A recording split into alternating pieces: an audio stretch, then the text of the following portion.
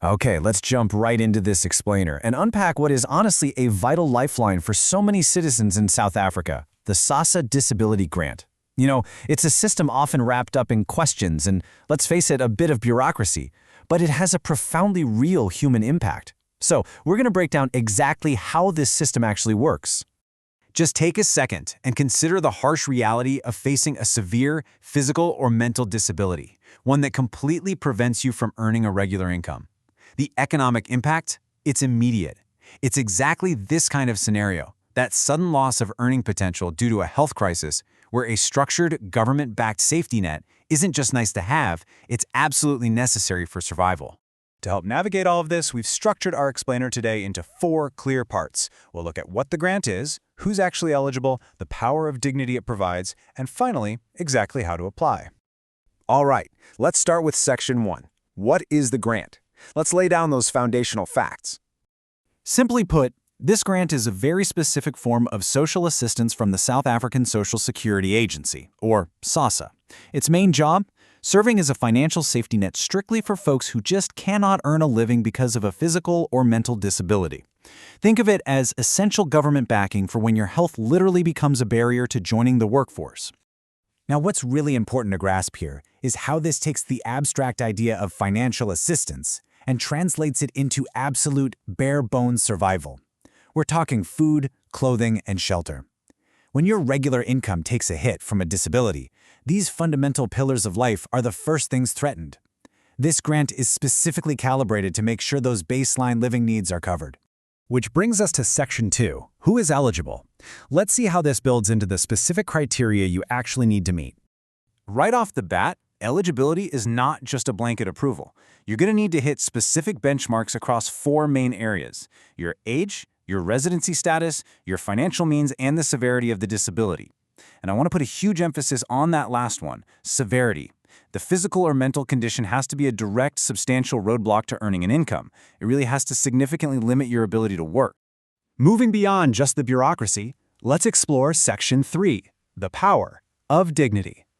By injecting this financial support directly into the hands of those who need it most, the grant actually functions as one of our primary tools for reducing extreme poverty among vulnerable populations in South Africa. It's literally a mechanism designed to make sure citizens who can't support themselves still have guaranteed access to the essentials. So the crucial takeaway here is that this isn't just about money, not at all. It is fundamentally about empowering disabled individuals to live with dignity and stability, no matter their limitations. The grant acts as a foundation. It's about providing equal footing and basic human dignity to people who really, really need it. Finally, let's transition into the most actionable part of this explainer, with Section 4, how to apply. Look, I know government bureaucracy can feel completely overwhelming, but we can actually break this down into 3 highly manageable steps to eliminate some of that anxiety. You just need to complete a medical assessment, gather your documentation, and submit the application. Let's walk through exactly what each of those entails. Okay, for Step 1, official medical confirmation of your disability is absolutely mandatory before you can move forward. You can't skip this. You'll need a comprehensive medical report, and depending on your specific situation, SASSA might also require an assessment by one of their appointed doctors just to formally verify how your condition limits your work. Now for Step 2.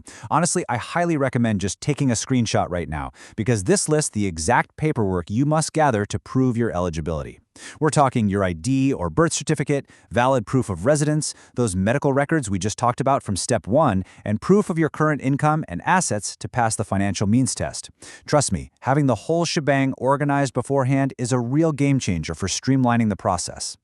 And for Step 3, the actual submission, you brilliantly have options. You aren't locked into just one way of doing things. You can either take all your gathered documents and apply in person at your local SASSA office, or, and this is huge if mobility is a challenge for sure, you can submit the entire application online through the official SASSA website.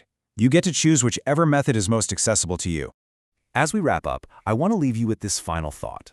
A system designed to provide food, shelter, and human dignity is really only as effective as its accessibility. So how can we, as a society, ensure that the most vulnerable members of our communities are actually aware of and can easily access these essential resources? It's a collective responsibility worth reflecting on. Thanks so much for joining me for this explainer, and I will see you next time.